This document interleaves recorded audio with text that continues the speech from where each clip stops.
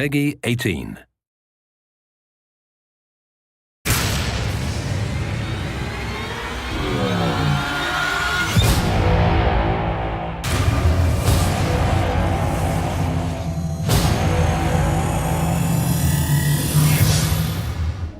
So we're here today in Hoboken, not very far from Sabre Interactive's New Jersey office.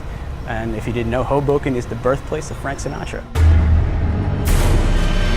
Inversion is a third-person shooter that has a unique gameplay element, which is the ability to control gravity and to navigate in altered gravity environments.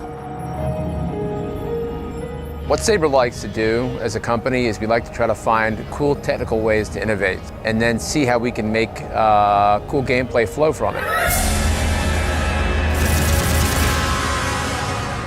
When we started designing Inversion, we wanted to take an already established genre and sort of put our own spin on it. So in the case of Inversion, we were really focused on utilizing physics, and in our opinion, the best way to utilize physics was through gravity control.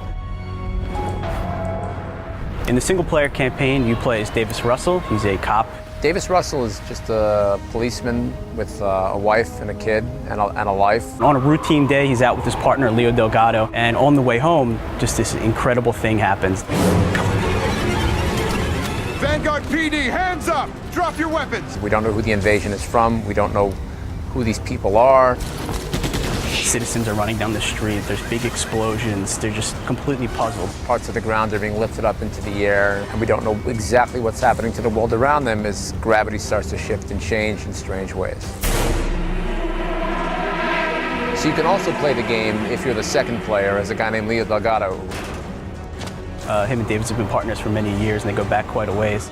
Davis is very different from Leo, and they're a good complement to one another in the gameplay.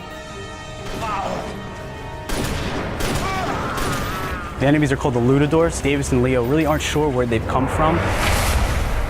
I can kind of give you the historical background, the initial designs in terms of the art, style, and feel that we were going to do something which kind of looked a little bit like a Brazilian city. The Lutadors came from that whole idea about the influences with, you know, Portugal or Brazil, better yet. They are more savage because of the conditions that they're living in, and that their size and form is based off of that as well.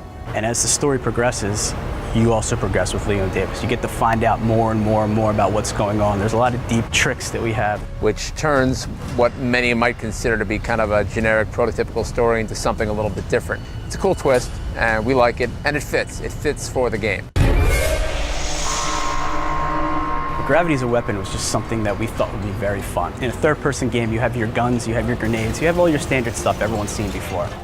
And we've used that as a springboard to explore the second element, which is really the core element of the gameplay, which is gravity. What we thought of was this GravLink device. This GravLink device gives you the opportunity to do a bunch of different things. You can use the GravLink and shoot a projectile of low gravity, which will create sort of a low gravity orb. So you can increase gravity, making things heavier, making things collapse.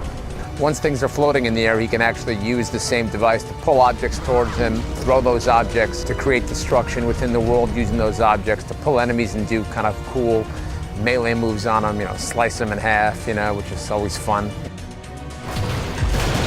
Come on, move it! There's things that we didn't even know the player can do until we started playing around with gravity within the course of the game. You know, you want to get to use them, you want to learn them, and sort of become really intimate with these things, because they're going to help you out. And because we're using realistic physics to simulate everything we're doing in the game world, there's no limits to what can be done. So I think people are going to be doing things that we didn't expect, and we're going to be surprised by them as well.